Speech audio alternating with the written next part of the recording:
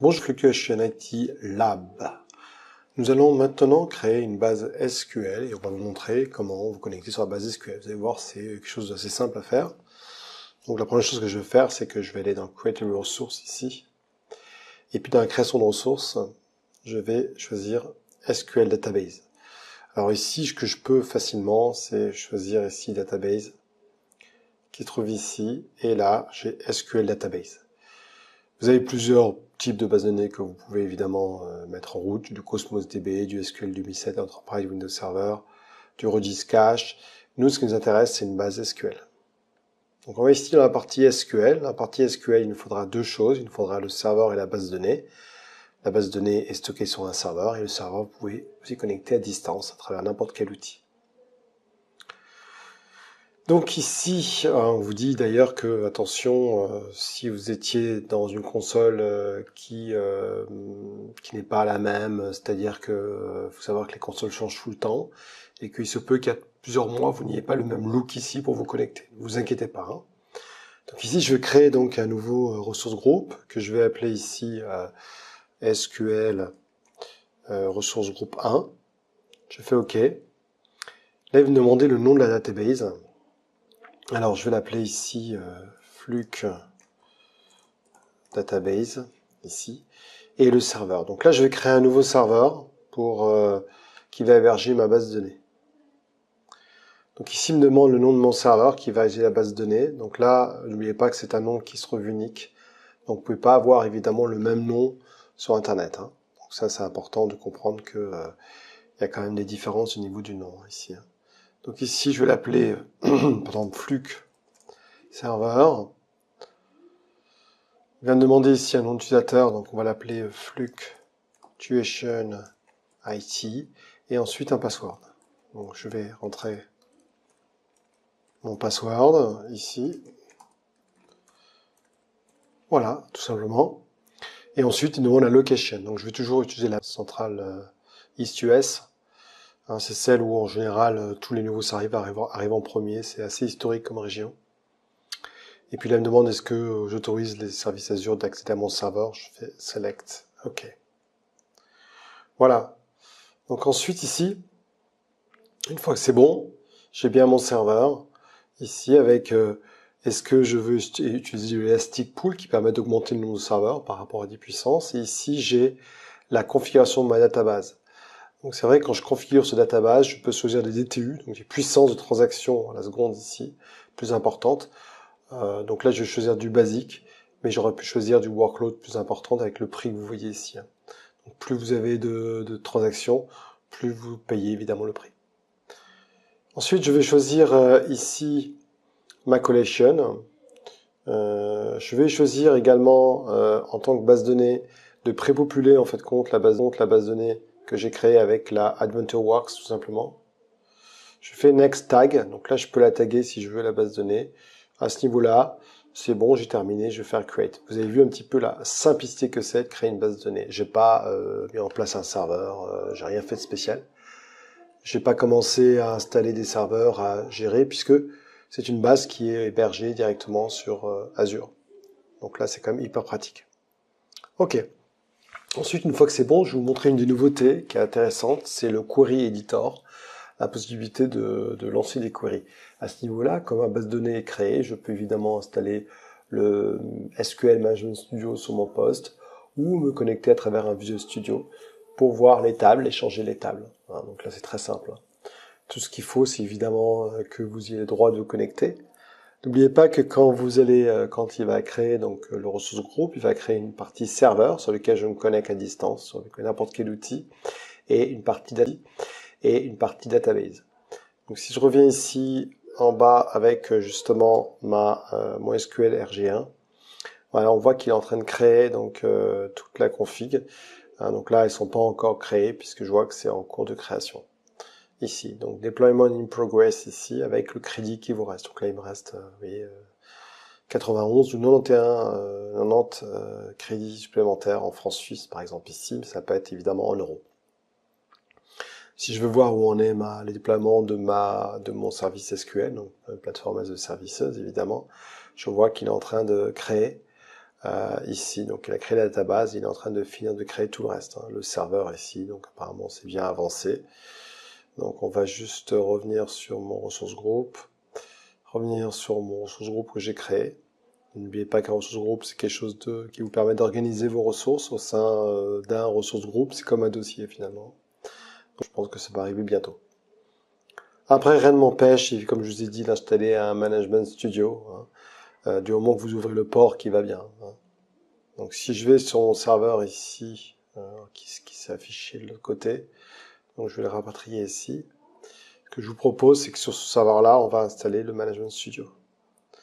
Donc je vais ici, puis je vais le faire, donc SQL Management Studio.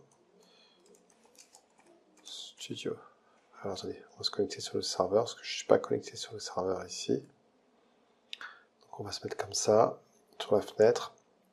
Ça, c'est un serveur que j'ai loué chez online.net, hein, c'était de location de serveur. C'est à partir de là où je donne mes formations et mes démonstrations. Donc ici, je vais taper SQL Management Studio. Voilà. Et puis on va les télécharger. Donc download SQL Management Studio. Voilà. Donc le download ici, donc on voit qu'il est là, c'est la 1709, donc évidemment qui gère la dernière version.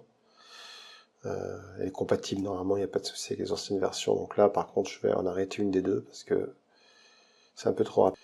C'est un peu trop rapide, voilà. Et puis là, je vais installer mon Management Studio. Je vous montrerai après comment, à partir de mon Management Studio, je peux me connecter à mon serveur qui est hébergé chez Azure.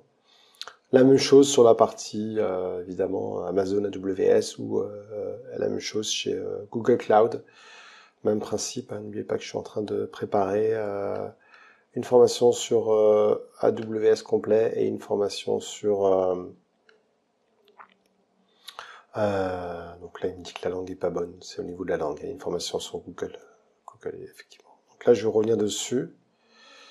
On va faire un... Ouais, parce qu'effectivement, il a... Vous voyez, téléchargé en français ici. Donc, il va falloir que je change tout ça. Alors, hop. On va aller là-dessus. Et puis, on va télécharger, on va faire download. SQL Management Studio en anglais, hein. Donc, on va se mettre là. Ici. English. Voilà. Donc, ici, ça devrait être bon. SQL Management Studio. SQL Management Studio qui est là. Et là, s'il me renvoie la même chose, ça serait un peu bête, puisque je l'ai demandé en anglais. Décidément. Donc il va falloir... Ah oui, voilà les langues. Je suis bête. Voilà, il suffit d'aller un peu plus loin, plus proche, voilà. Donc là, d'aller un peu plus loin dans la page, ça évite de se tromper plusieurs fois comme ça, hein. Donc voilà, donc là j'ai bien mon Management Studio en anglais. Je vais l'installer sur mon poste et pendant qu'il installe, je vais revenir sur Azure puisqu'on va voir, on va utiliser une des nouveautés intéressantes qui est la possibilité de faire du query editor. Alors c'est un preview, veut dire que vous pouvez le tester mais il n'est pas encore en prod, hein. Bon, c'est toujours sympa de voir les previews. En général, c'est assez rare qu'un preview ne rentre pas en prod par la suite, hein. Voilà, donc je fais yes ici, je vais installer mon Management Studio. Donc je vais faire install. Voilà, il est en train de loader les packages ici, j'espère qu'il manque rien. Donc pendant qu'il fait ça, je vais aller retourner sur mon Azure. Voilà, donc ici, si je fais un petit F5 ici, parce que vous voyez que en fait compte il a fini mais il ne montre pas tout. Voilà, j'ai bien ma base de données ici et mon serveur. Donc je vous montrais déjà des choses intéressantes qu'on peut faire directement avec la partie graphique. Donc la partie database ici. Donc là ici je vois que j'ai ma database ici. Et on va utiliser justement la nouveauté qui est proposée par SQL qui est le Query Editor. Donc je vais aller sur ma base de données. Et puis là je vais vous montrer le Query Editor. Où se cache-t-il ce Query Editor? Query Performance, faire des queries directement dans ma base de données. Alors, on va revenir ici. Ici, hop. Non. Donc on va retourner dessus. À mon avis, je ne l'ai pas vu correctement. Et je dois avoir voilà, mon query editor qui se trouve ici. Alors, où se trouve-t-il le query editor? Query editor qui est une key ici, vous voyez. Voilà, query editor, preview. Ok. Donc dans ma query editor, ça me permet d'éviter d'installer effectivement un outil, de pouvoir faire directement. Donc là, c'est du SQL Server Authentication. Et là, c'est mon mot de passe que j'ai créé tout à l'heure lors de la démo. Voilà, et je fais OK. À partir de là, ce qui est top, c'est que je vais vous montrer, je vais donc exécuter un select avec un join. Donc ici, je vais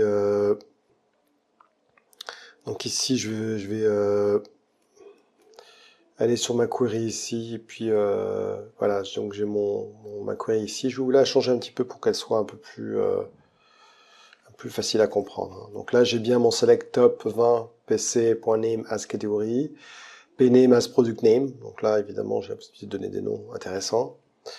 Et ensuite, j'ai un from select, from sales, donc c'est ma table ici, product category. Je fais un join ici.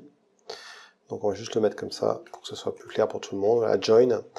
Et puis après, le P, je vais faire un on. Et puis là, vous voyez que j'ai bien mon join ici entre les deux tables. Très bien. Donc si j'exécute cette query, je vois qu'il me donne le résultat ici de ma query. Voilà, très bien. Vous voyez, vous pouvez même accéder à vos tables, donc vos views. Donc c'est quand même pas mal d'avoir ça directement. Vous voyez, donc avec mes queries ici. Et vous avez directement une possibilité assez limitée. Vous pouvez pas changer des choses, mais vous pouvez quand même faire pas mal de choses au niveau des queries. Très bien. Donc là, je retourne sur mon serveur. Donc mon serveur est en train de finir l'installation. Petite information pour se connecter sur ce serveur-là. Il va falloir donner les droits, évidemment, qui vont bien. Donc on va revenir ici sur mon... je vais faire OK pour fermer ça. Et là, je vais aller sur mon serveur ici. Et sur mon serveur ici, je vais avoir plusieurs possibilités ici. Donc j'ai mon firewall et tout ce qui est firewall et virtual network ici. Donc dans mon pare-feu virtual network, je peux rajouter l'adresse IP d'un client. Vous voyez ici, add client IP. Voilà, donc là j'ai rajouté mon client IP ici. Et donc ça c'est l'adresse où je suis actuellement. Donc ça c'est important. Sinon vous pouvez mettre ici un range tout simplement. Donc je vais faire un save ici. Voilà. Si vous faites pas ça, ça marche pas. Network ici avec des adresses space, mais je pense que ça suffira à ce niveau-là. La seule chose, c'est que non, ça va pas aller du tout. Alors, pourquoi? Parce que l'adresse IP, c'est l'adresse IP de mon poste sur lequel je suis, et l'adresse IP qui m'intéresse, c'est celui-ci. Donc, on va retourner on va retourner ici, on va se connecter sur, hop là, on va récupérer l'adresse IP de ce poste-là. On va faire aussi plus simple que ça. On va faire show my IP, voilà. Et puis on va retourner cette adresse-là, qui est l'adresse de mon serveur à distance. Serveur hébergé sur Hyper-V. Donc là, je vais faire start IP ici, and, et là on va mettre c'est le serveur qui est hébergé chez online.net. Online.net qui est une société d'hébergement de serveurs, si vous voulez louer un serveur physique. Voilà, je fais un save, et là je vais retourner sur le nom. Et là, je vais retourner sur le nom de mon serveur, parce qu'il me faut évidemment qu'il m'affiche le nom de mon serveur. Donc là, j'ai le Fluctuation Server, et là, vous allez voir sur la droite, vous allez avoir le nom complet de votre serveur qui va apparaître. Serveur admin ici. Donc ça, c'est serveur admin, c'est encore autre chose. Et ici, je devrais pouvoir avoir le nom de mon serveur. Donc security. Donc là, c'est Fluctuation ici, show firewall, donc ça c'est bon. C'est ce que j'ai montré tout à l'heure. Et maintenant, il me faut simplement le nom de mon serveur que je peux avoir facilement. Alors, je peux l'avoir directement dans ma base de données, je crois, directement ici, de mémoire. C'est vrai que ça dépend des consoles Azure ici. Voilà, donc le serveur name est là, oui. Hop là. Ok, donc je vais me connecter ici sur... je vais lancer le Management Studio. Et puis on va le faire ensemble, on va voir comment ça va se passer, si on n'a pas de soucis particuliers. Bon, si on a des soucis, n'oubliez pas que chez Fluctuation IT, j'arrête pas l'enregistrement, je ne change pas l'enregistrement, je ne coupe pas s'il y a des soucis. Donc là, je vais aller sur la partie Expand, et là j'ai mon SQL Management Studio. voyez, donc c'est pas mal de pas couper quand il y a des erreurs, hein. Comme ça, vous avez vu, vous avez compris déjà le petit truc pour le réciper. Donc ici, maintenant, je vais me connecter sur mon serveur à distance. C'est un serveur, mais finalement, vous n'accédez pas au serveur puisque vous louez et puis vous payez SQL en tant que service. C'est Microsoft Azure qui s'occupe de faire en sorte que le serveur soit disponible. Donc le serveur name, c'est ça. Je fais un connect ici. Donc là, il me dit que ça va pas. Pourquoi? Parce que il faut que je lui donne de l'authentification ici. Donc SQL Authentification. Et puis là, c'était Fluctuation IT. Et puis on met le mot de passe. Hein. Welcome à 170965. C'est pas du Windows parce que je suis pas connecté à du Windows. Voilà. Donc là, vous avez vu que maintenant, je suis connecté à distance à ma database. Donc à ma flux database ici, et puis vous voyez que vous pouvez facilement ici maintenant faire ce que vous voulez ici au niveau des tables, faire vos queries, modifier la base de données. On a pris une base de données gratuite, donc faut pas vous attendre à des performances qui soient extraordinaires, mais en tout cas ça vous montre un petit peu la facilité que vous avez à vous connecter à du SQL à distance. Voilà, donc nous avons terminé ici. Je vous souhaite une super soirée, bonne nuit, bonsoir, ou peut-être vous déjeunez dans un restaurant. C'est pas très poli, hein, d'ailleurs. Allez, ciao, à bientôt à tous pour la suite de nos aventures sur ce super produit qui est Azure.